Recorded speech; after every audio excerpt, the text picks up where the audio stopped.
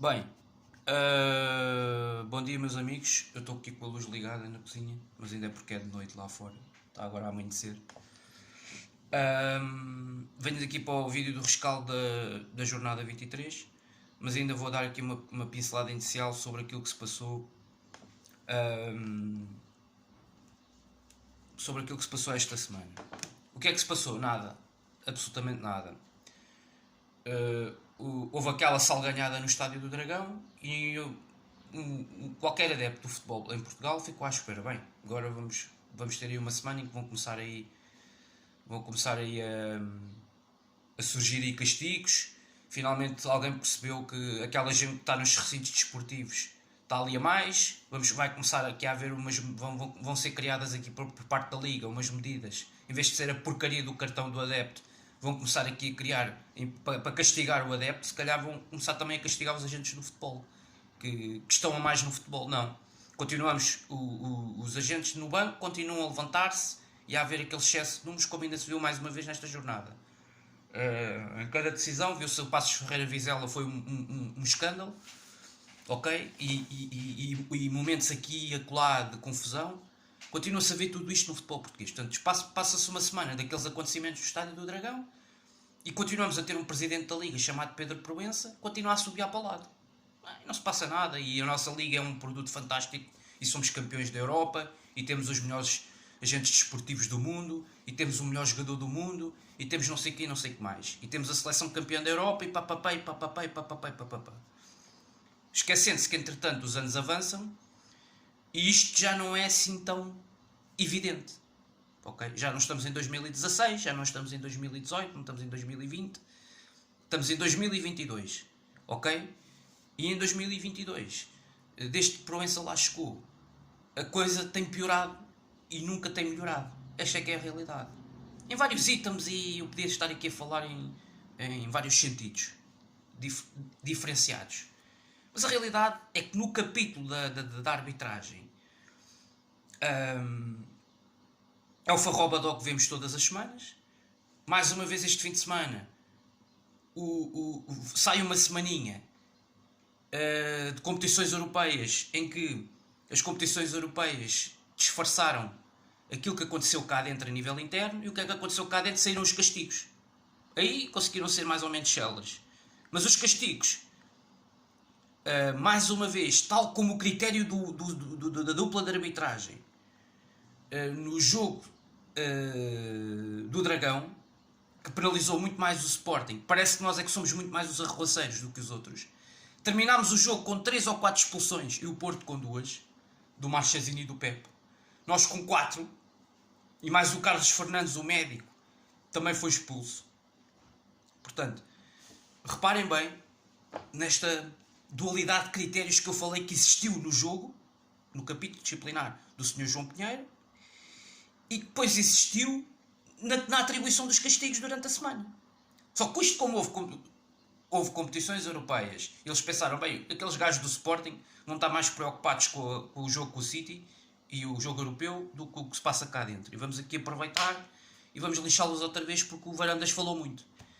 Bem, mais uma vez é isto. É esta palhaçada. Mais uma vez, no Departamento de Comunicação do Sporting, ninguém se impõe. Só o Varandas é que vai falar de 40 anos de Pinta Costa.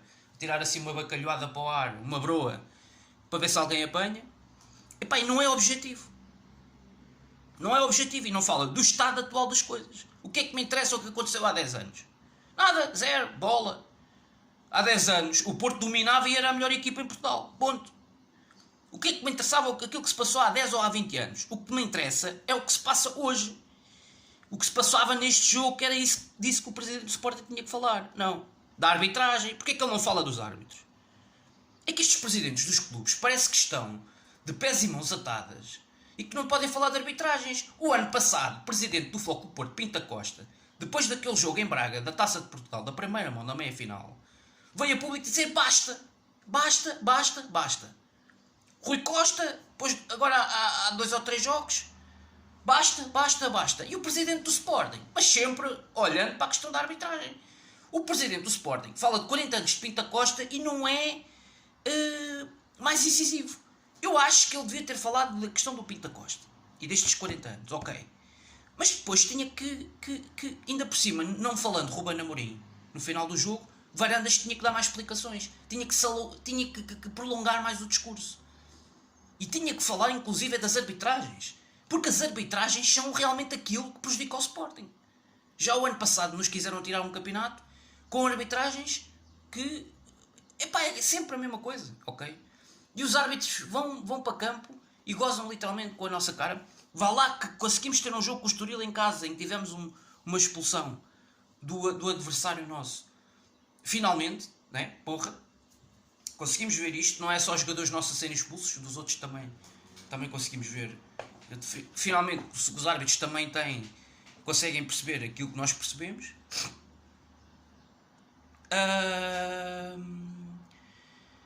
Epá, e depois o Conselho da Liga, para nos provocar ainda mais, uma semana depois do que aconteceu no Clássico no Estádio do Dragão, dentro do campo, foi uma arbitragem absolutamente condicionada, ok? Num VAR com um artista chamado Luís Godinho, escolhem o senhor artista Luís Godinho do VAR para apitar o Moreirense Porto, que era um jogo que já sabia que era de um grau de dificuldade elevado. Portanto, isto para compor o ramalhete. E o senhor João Pinheiro está a apitar outro jogo da Primeira Liga que, se não me engano, em Passos de Ferreira, no Passos Vizela. Depois da arbitragem escandalosa, depois de não ter conseguido nunca, em nenhum momento, em nenhuma circunstância, controlar aqueles danos no final do jogo do Dragão, não é castigado. Ok? Quem é castigado? Quem é? Quem é castigado é o Viana, é o Frederico Varandas. Quem é castigado é o Palhinha. Quem é castigado? O Palhinha com 3 jogos.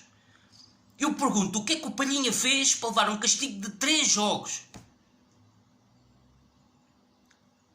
O que é que o Palhinha fez? Bem, o Tabata, então, por ter empurrado o outro, vai levar um castigo de 3 meses?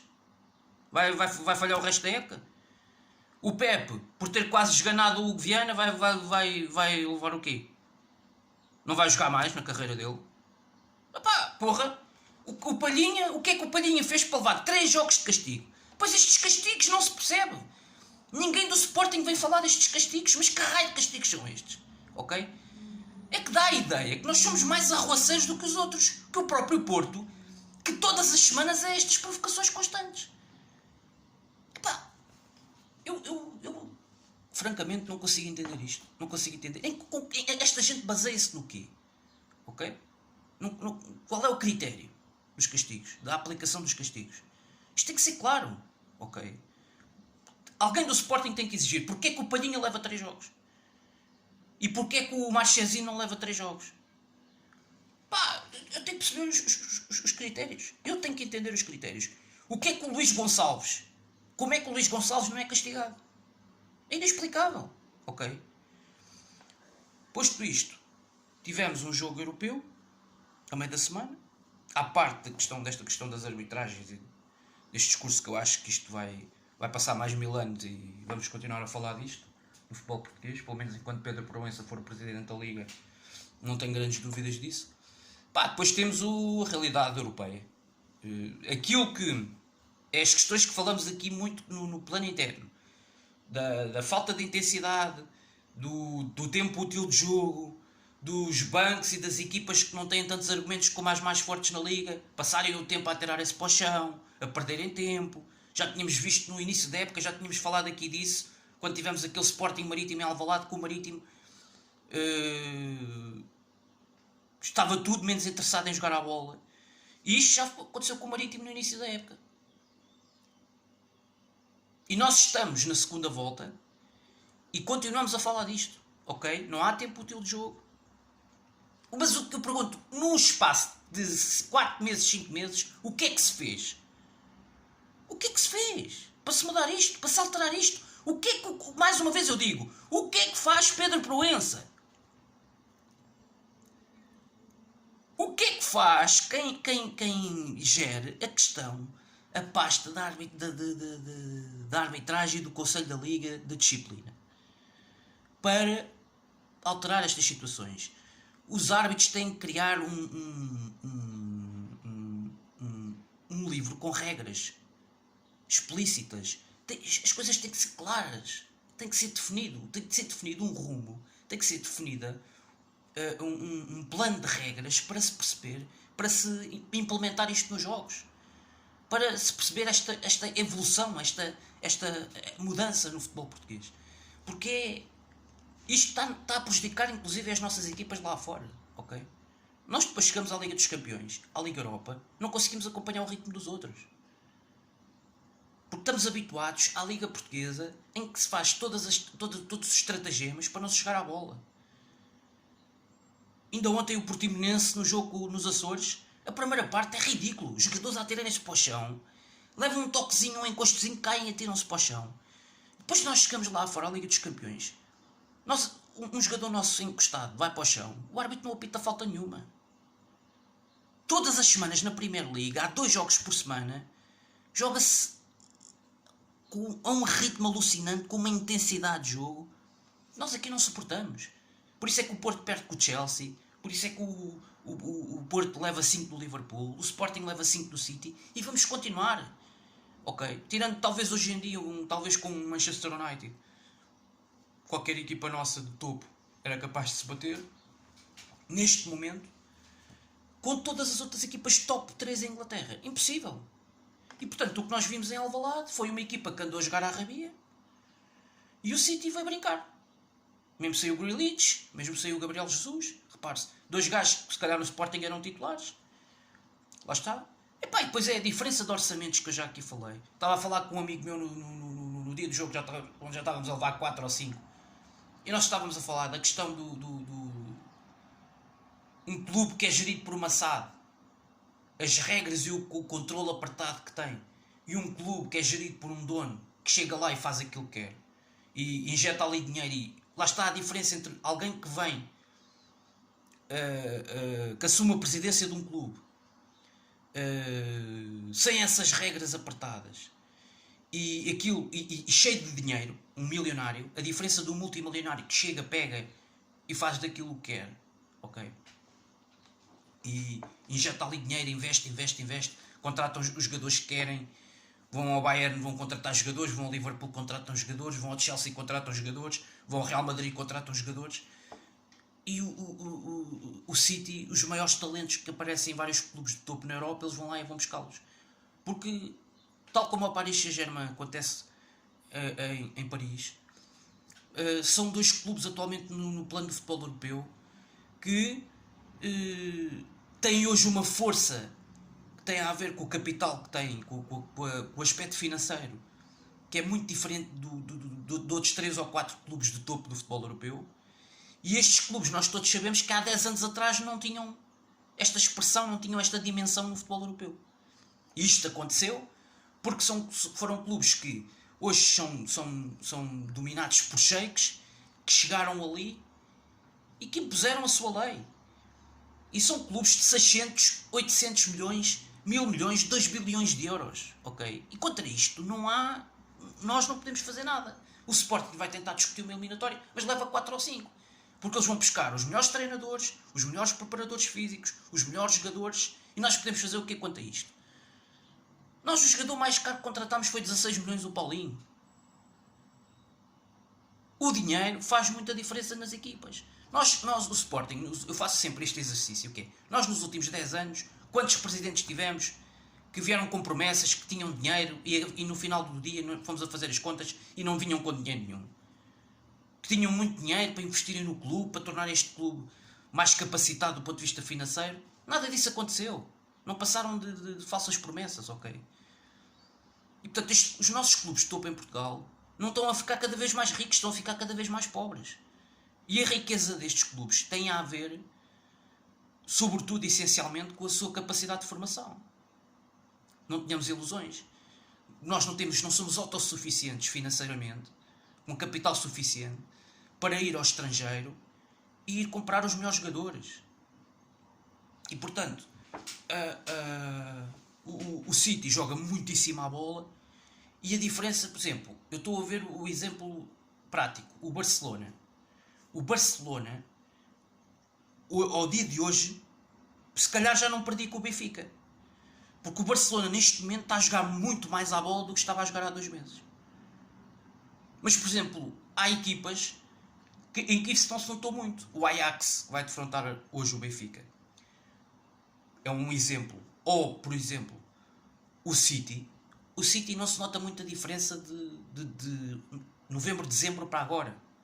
Ou seja, o City perdeu 2 jogos, ou o que é que foi na Premier League, com o Crystal Palace, e perdeu agora com o Tottenham.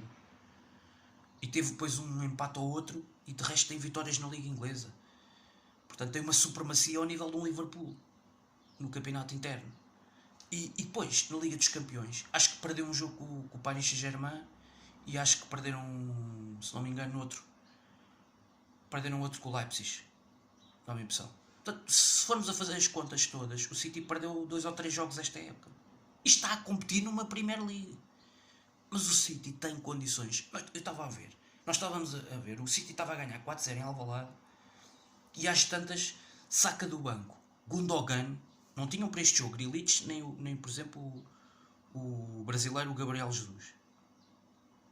Saca do banco Gundogan. Mete ainda no jogo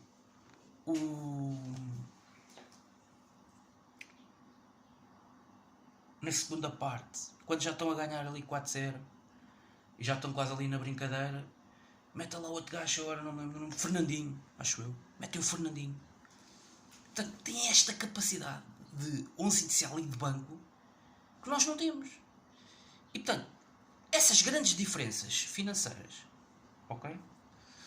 Essas grandes diferenças de qualidade do futebol e de intensidade de jogo que se joga numa liga como é a Premier League, essa competitividade interna que as equipas têm, que depois se reflete na competitividade externa, que uma equipa do City tem numa Premier League e que o Sporting, Benfica ou Porto não têm numa liga portuguesa. E essas diferenças nota-se muito nos ritmos do jogo, ok? Na competitividade do jogo. E tu vais defrontar o City, podes tentar. Eu acho que o Sporting podia ter feito mais no jogo, podia, cometeu erros primários, aquele, nomeadamente no segundo golo do Bernardo, é um grande golo, mas o Bernardo não pode vir de trás, aparecer na área, num lance de bola parada, completamente sozinho, a rematar ali à vontade. E o terceiro golo é outro golo patético, em que um jogador na direita cruza, o Gai não encurta o espaço, dá-lhe sempre demasiado espaço para ele decidir. E depois há 2 erros, o Mateus Reis e depois a seguir o Coates, à boca da baliza. E já tínhamos cometido erros destes, parecidos com o Ajax, quando levámos 5 em Alvalade na primeira jornada da fase de grupos da Champions. E depois o Inácio, muito inexperiente.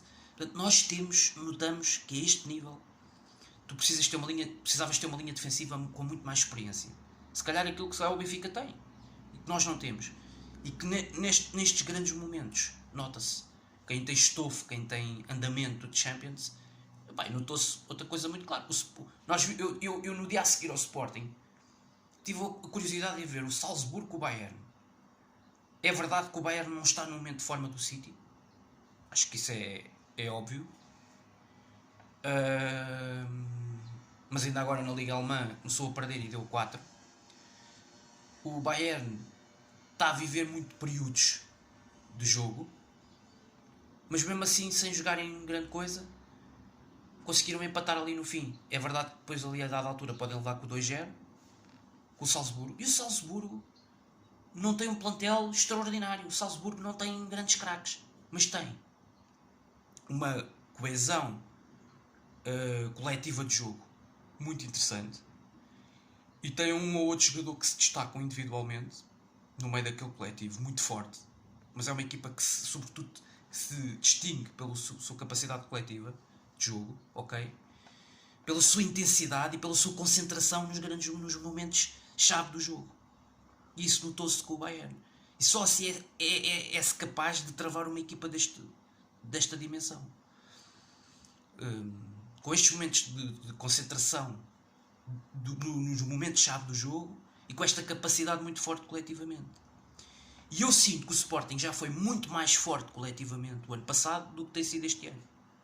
Isso nota-se mesmo nos jogos da Liga. A segunda parte do jogo com o Braga em casa não é normal. E estamos a falar de um jogo noutra dimensão. Não é normal uma equipa que está a ganhar 1-0 sofrer da maneira como sofre estupidamente e perde 3 pontos na Liga daquela maneira. Portanto, Eu acho que há momentos que nós não estamos a ter a concentração competitiva da época passada. Tenho notado isso. Mesmo esta primeira parte com o Estoril, não é uma grande primeira parte. E acho que está a faltar algumas coisas a esta equipa, que tem muito melhores condições, mas que continua a ter um treinador que é teimoso. Portanto, e este também é um dos nossos problemas, ok? Que eu tenho identificado. Até mesmo na forma como. Eu no jogo do Dragão não tenho nada a dizer, porque acho que fomos muito prejudicados por uma terceira equipa do jogo. Com o City acho que podíamos ter feito mais, mas com o City o que se notou é que falta exatamente essa expertise de alguns jogadores que nós temos que não têm esta experiência e este andamento de Liga dos Campeões, e falta-nos isso. E este, apesar de tudo, até este Salzburgo já tem mais isso do que nós. E isso acho que se nota. Bem, depois acho que depois é a tal diferença de orçamentos e a tal diferença dos ritmos competitivos dos respectivos campeonatos de uma e de outra equipa.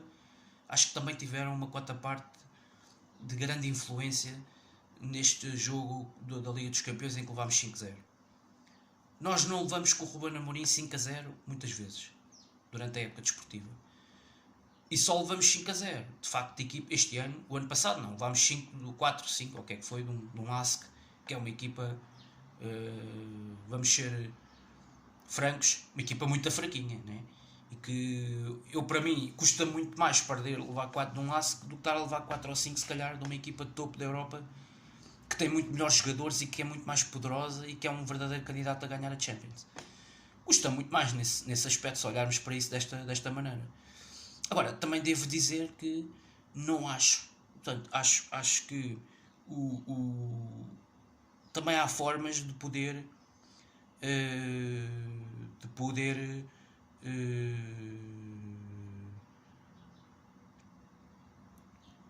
fazer a vida negra a equipas como a Manchester City. Só que também não tens tido. Também tiveste o azar do calendário ditar que antes do jogo com o City tivesse um dos jogos mais importantes da Liga, no Dragão, para aí 3 ou 4 dias antes, e acho que isso também pesou nas perninhas depois a dada altura dos jogadores, notou-se no jogo, mas durante meia hora levaste ali um autêntico banho de bola e levaste um banho de realidade no jogo em Alvalade com o City. E por mais revoltado e mais triste que eu tivesse a dada altura do jogo, mais desmotivado, opá, pronto, percebia que do outro lado não estava o Futebol Clube do Porto, estava o Manchester City, não é? Com todo o respeito, ainda há grandes diferenças entre uma coisa e outra.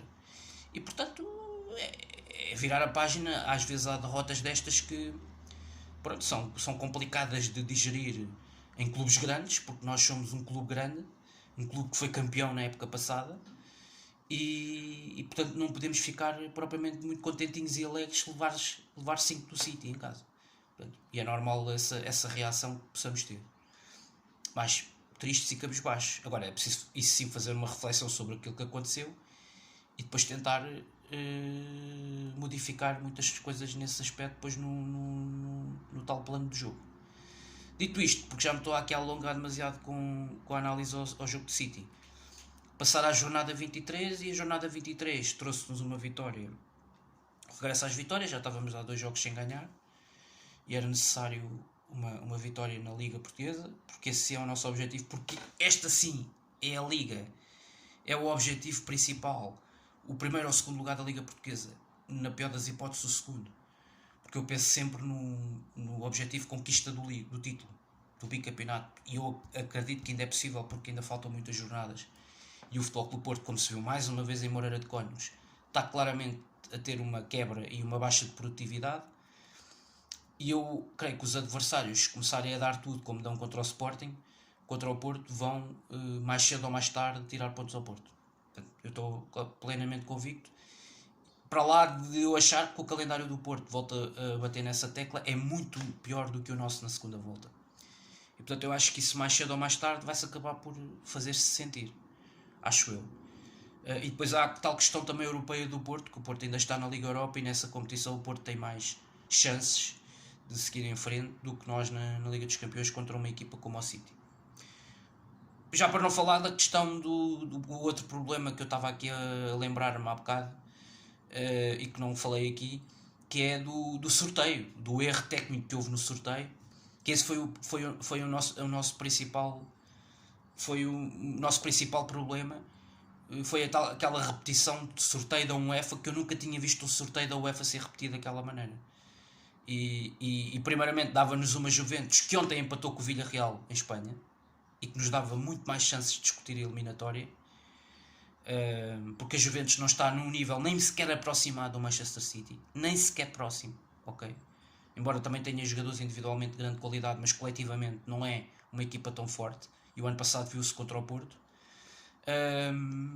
Uma equipa bem estruturada pode claramente bater o pé a uma Juventus, e passa-nos de uma Juventus de um sorteio para um Manchester City, que é completamente diferente. E uma Juventus ou um Lille claramente nos davam muito mais probabilidades de atingir os quartos de final. Eu, aliás, na altura do sorteio tinha referido exatamente isso. Bem, mas passando ao jogo que Estoril. Já dei aqui há bocado uma chega. Acho que a primeira parte foi muito fraquinha. Valeu-nos aquele golo do Pote, o regresso do Pote aos golos. Acho que assim, sucintamente, resumidamente, até porque o vídeo já vai longo, acabámos por ter uma boa vitória, sobretudo por aquilo que fizemos um bocadinho melhor na segunda parte, e há um momento para mim decisivo do jogo, que é a expulsão do Raul Silva, que não se consegue compreender como é que o Bruno Pinheiro, ok, mesmo assumindo que o jogador do Estoril estivesse lesionado, vai tirar o central para colocar o Raul Silva, que é um jogador, para já era um jogador sem ritmo. Já há algum tempo que não jogava, mesmo no Braga praticamente já era mais suplente do que propriamente titular. E chega ao Estoril, e num jogo de importância grande, mediática, porque é um jogo contra um grande, em Alvalade, tiras esse e metes o Raul Silva, que 3-4 minutos depois de entrar faz aquela entrada sobre o Pedro Porro, que até se viu ele, no final do jogo, ele com a marca, a tirar a fotografia, e via-se a marca na perna do jogador. É uma entrada assassina do Raul Silva, e que não dava ali espaço ao árbitro para tomar outra decisão que não fosse a da mostragem do cartão vermelho, porque aquilo é uma entrada completamente grosseira e o jogador não teve preocupação. É verdade que ele primeiro toca na bola, mas depois atinge completamente a perna do jogador de Sporting, com uma entrada de pitões absolutamente inaceitável, completamente à margem daquilo que é uma falta normal de um jogo, e para mim o vermelho absolutamente indiscutível.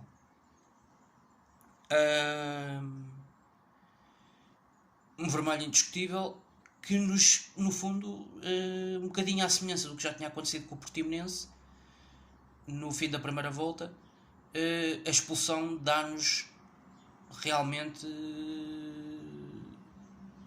e a tal superioridade numérica dá-nos claramente, deu-nos armas, ok, argumentos para depois cavalgarmos essa onda da superioridade numérica no campo, e exibicionalmente nós apresentámos ali meia hora de grande nível.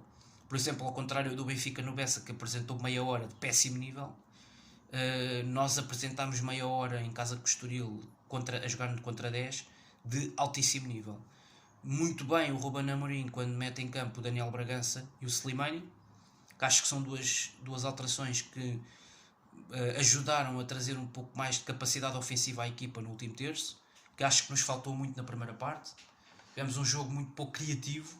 Isto é o que eu falo aqui, ando aqui a falar há muito tempo, que eu não entendo como é que Daniel Bragança tem tão poucas oportunidades nesta equipa, quando é o jogador mais diferenciado dos jogadores que nós temos para o meio campo.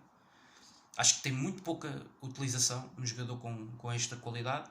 Se calhar no Dragão eu até entendi, porque aos 49 o Coates estava a ser expulso, mas por exemplo com o City acho que o Bragança poderia ter tido mais oportunidades, uma vez que o jogo já estava perdido na primeira parte.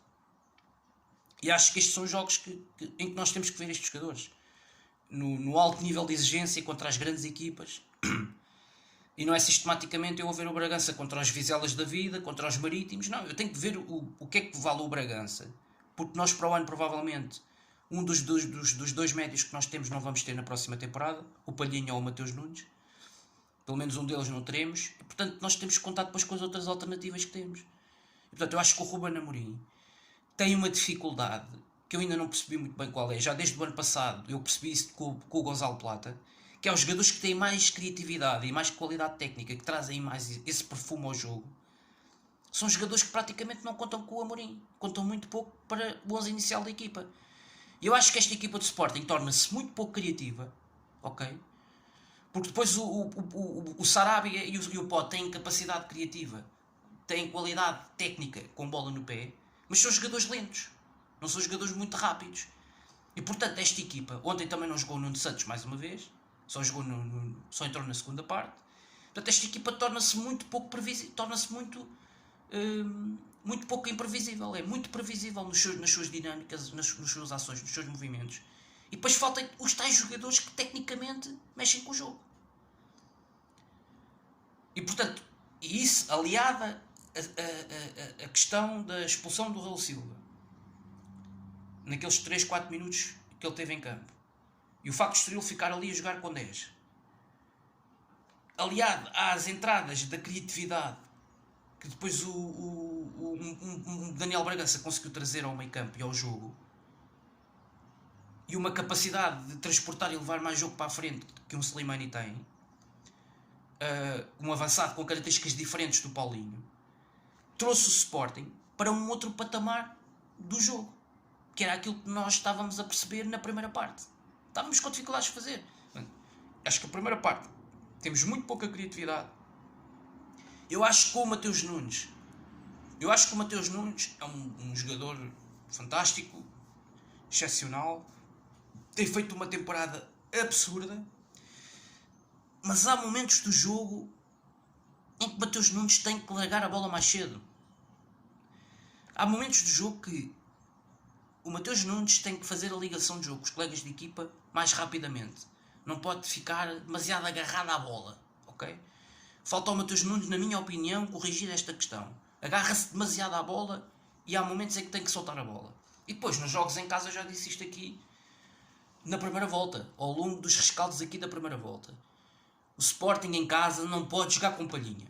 Temos que ter mais capacidade técnica. Jogadores que desequilibrem mais com a bola no corredor. Querem zonas interiores, querem zonas exteriores. Ok?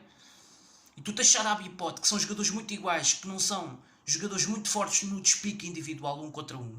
Não passam por 1 ou 2 da equipa adversária. Epá, e o Amorim tem que começar a dar este cunho de maior capacidade técnica à equipa. E não é só nas segundas partes. É no início dos jogos. Em casa, justifica-se que a equipa tenha uma arrumação tática, mesmo não mudando tanto o sistema, as características do sistema, mas mudando as características dos jogadores. O Daniel Bragança tem que estar presente de início nos jogos em casa. É a minha opinião. Porque é o médio mais diferenciado, com bola no pé, tecnicamente, deste plantel. Para mim é melhor que o Mateus Nunes. O Mateus Nunes é melhor noutras características do jogo, sem dúvida, mas no que concerne à questão técnica, ok? A questão da magia com bola no pé, Daniel Bragança é um iluminado. Como tu não tens outro no meio campo. E nos jogos em casa, em que as equipas jogam adotam mais o bloco médio-baixo, como o Estoril em Alvalade, tu tens que ter esta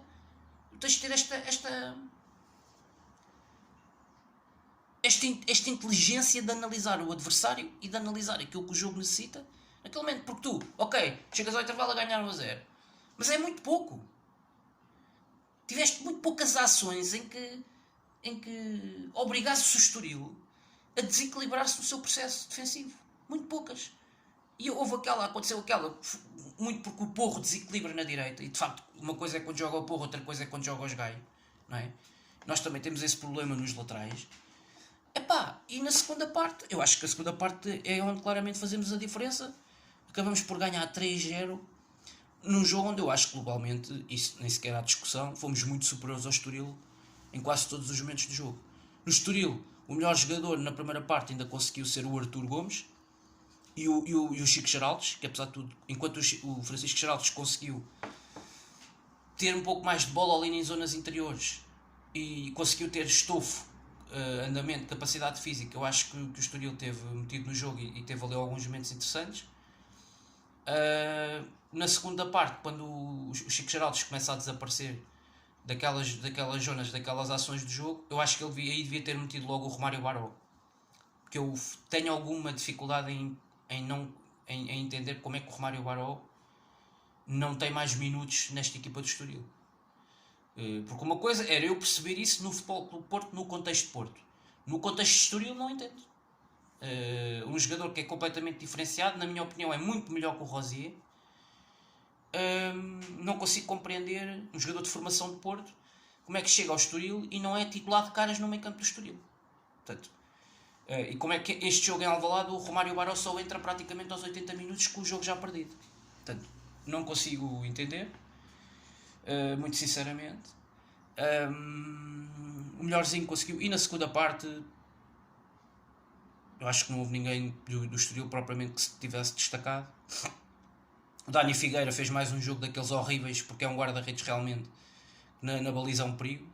Não conseguiu agarrar aquela bola no remate do Sarabia na primeira parte, e que deu o gol do Pote na recarga. E na segunda parte também tem mais uma ou duas tremideiras, daquelas que colocam. Embora nesse jogo o Adam também teve uma na primeira parte que deixou o jogador, a bola ressaltar para o jogador de Estoril, e que podia ter também criado um lance de maior perigo na área do Sporting. Mas é um guarda-redes que não faz muitas vezes este tipo de erros, de situações no jogo. Bem, dito isto, depois o Sporting chegou aos 2-0, 3-0. 3-0 é um grande gol do Sarabia, que realmente é o jogador que nesta segunda volta é o grande jogador diferenciado do Sporting.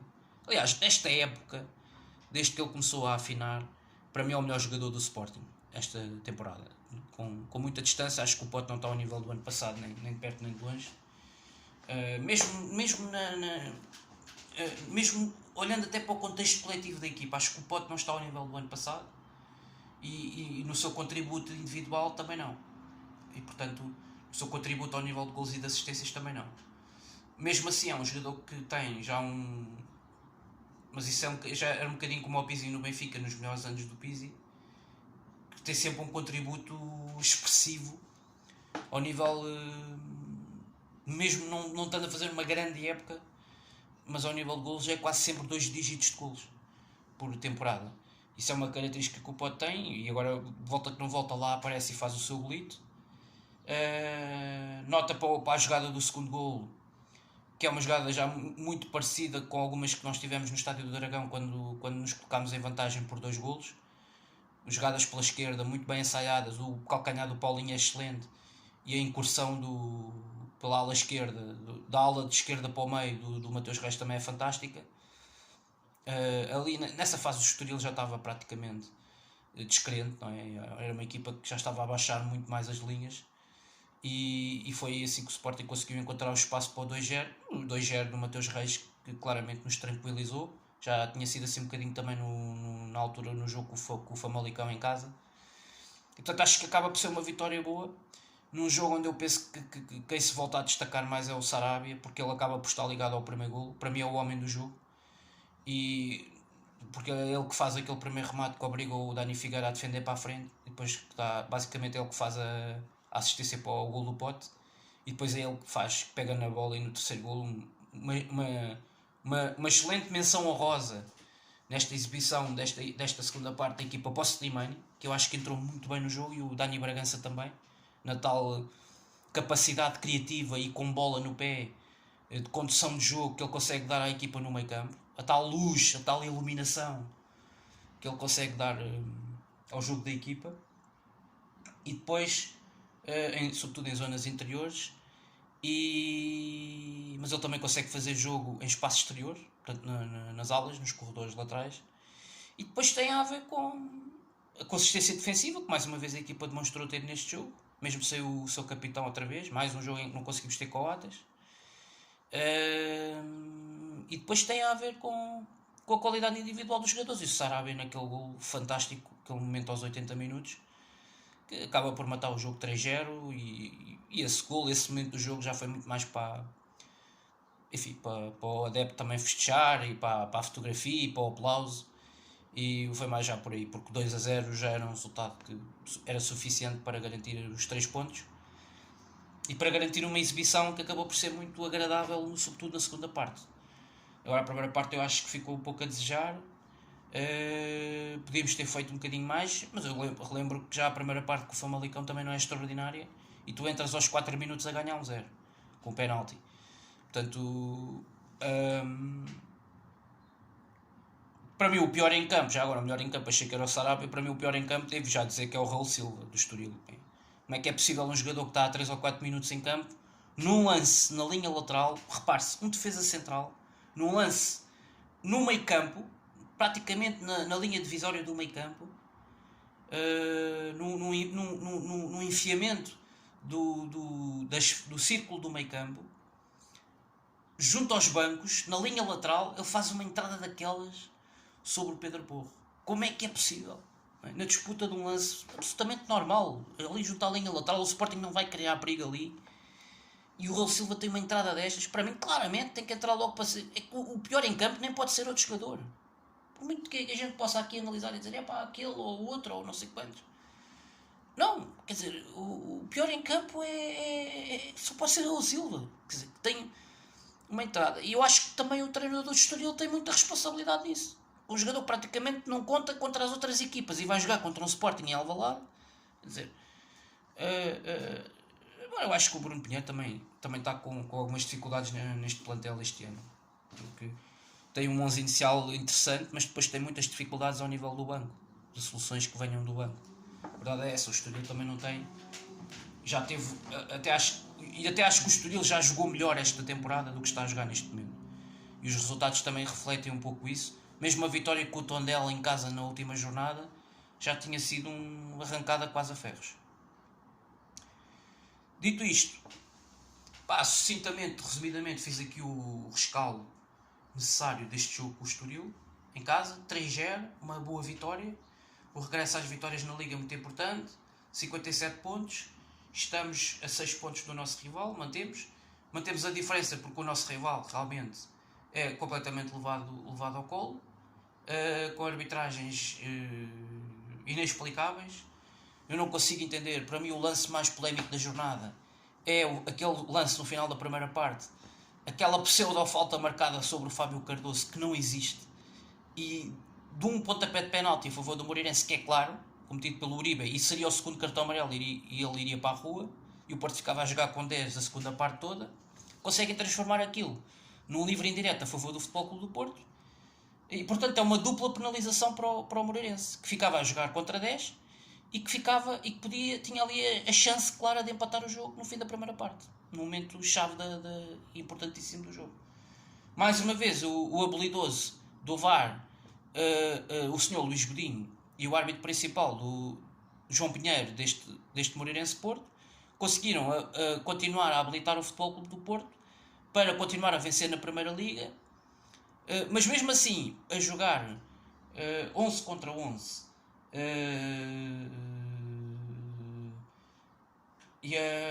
o Moreirense conseguiu ser melhor e mais efetivo do que o Futebol Clube do Porto na segunda parte. Tem uma bola na trave no livro perto do fim. O Porto consegue meter o Grujic na segunda parte e o Grujic consegue ver no espaço de 10 minutos 2 cartões amarelos e consegue ser expulso. Consegue cometer essa proeza, que é um bocadinho digna, ou quase ao nível da proeza cometida pelo Raul Silva em Alvalade.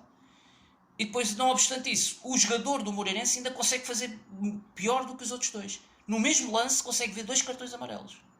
Aos 83 minutos, quando o Moreirense já jogava contra 10 do Futebol Clube do Porto, estava a perder no jogo. O jogador do Moreirense sabe o quanto é neste momento importante para o Moreirense ganhar pontos. Um dos jogadores mais experientes da equipa, que é o Steven Vitória, consegue ver 2 amarelos na mesma jogada. Conseguiu ainda ser pior que o Grujic. E era difícil. Era difícil ser pior que o Grujic naquele jogo. E conseguiu prejudicar claramente a sua equipa. Mas mesmo assim, 10 contra 10, o Moreirense tem uma bola na trave. Esta é que é a realidade. Tem uma bola na trave. Na sequência da expulsão desse lance do Uribe. E depois, aos 90 e tal minutos, o guarda-redes bate o pontapé de baliza. A defesa do Porto está toda a dormir. E a diferença que faz ali o Pepe lá atrás. E o jogador do Moreirense isola-se e tem tudo na cara do Diogo Costa para fazer o empate. consegue atirar à figura do guarda-redes. Porque é um avançado absolutamente tosco, é um avançado tosco, que nem sequer consegue picar a bola por cima do guarda-redes do Porto. Portanto, e foi isto que nós vimos neste jogo. E mais uma vez os deuses do futebol estão com o Futebol Clube do Porto. Epá, este ano é muito difícil. Com isto estamos a ver aquilo que vimos a acontecer na Amoreira com o Estoril. As arbitragens, aquilo que vimos no Clássico, aquilo que vimos mais uma vez em Moreira de Cónegos, eu acho que não restam muitas dúvidas. Nós vamos ter que nos contentar com o segundo lugar este ano. Pá, porque isto é mesmo assim, quer dizer, estamos com uma diferença de 6 pontos e depois estas arbitragens nestes jogos, o que é que a gente pode fazer? E eu quase que aposto, dou aqui a minha vida, em como no sábado, na Madeira, no Marítimo Sporting, que à partida é um jogo difícil fora de casa, como é sempre, como costuma ser sempre, o Porto perdeu lá 2 pontos na primeira volta, vamos escolher este Luís Godinho para o jogo do Sporting com o Marítimo. Eu tenho quase a certeza, quase a certeza, que é para a vergonha ser total. Para a vergonha ser total, já não bastou este papalvo, este palhaço, ter estado no VAR do Clássico. Vão escolher este gajo 2 jornadas depois, só porque não podem escolher logo para a jornada seguinte, para apitar. A jornada seguinte foi para o Moreirense Porto. E agora para o Marítimo Sporting vai estar quase certeza este careca. E portanto, eu tenho quase a certeza. Não é?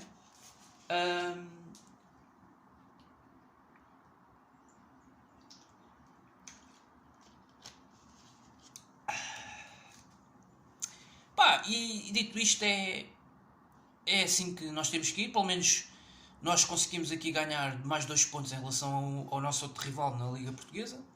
Estamos a gerir agora este avanço. Temos 57 pontos e os outros têm 51. Portanto, estamos com uma vantagem de 6 pontos. Temos a vantagem também no confronto direto de 6 pontos, que no fundo são 7, porque nós ganhámos lá na casa deles 3-1 na primeira volta. E recebemos eles em Alvalade na segunda volta. Portanto, temos um calendário menos difícil que o Benfica. E por isso, à partida, temos condições excelentes para, pelo menos, na pior das hipóteses, segurar o segundo lugar, que no aspecto financeiro é uma classificação que é importantíssima, porque nos dá o apuramento direto para a Liga dos Campeões na próxima temporada. Não precisamos de ir a playoffs nem a pré-eliminatórias. E, portanto, nesse sentido, olhando para as coisas desse ponto de vista, acaba por ser uma boa notícia. E nós vamos a jogo, sem medos, até ao final do campeonato, para aguentar este objetivo, e na Taça de Portugal para tentarmos atingir um lugar no Jamor. Vamos lá ver se este ano a final da Taça será no Jamor. Eu já não sei muito bem. Acho que em princípio sim, há condições para que em maio, a olhar até... Eles já estão a tirar as regras dos testes obrigatórios, que eu este fim de semana fui a Alvalade ver o Sporting com o Estoril, e já não foi preciso mostrar o certificado, não é? Nem fazer testes antes do jogo. Por isso já estão a tirar essas obrigações. À partida estão a aliviar, portanto, as regras. Por isso, à partida lá para maio, é possível que já seja possível voltar a termos outra vez a final da Taça de Portugal, como manda a regra, no estádio do Jamor, no Estádio Nacional. Há condições para que isso aconteça, no estádio onde esta temporada na Liga joga o Abessado. Dito isto, eu farei aqui um rescaldo ao sábado ou domingo. Se calhar pode ser sábado à noite. O jogo é cedo, é às 18 horas, como foi este último. Já há muito tempo não jogávamos, não começávamos um jogo na Liga a ver a luz do dia. Já há algum tempo.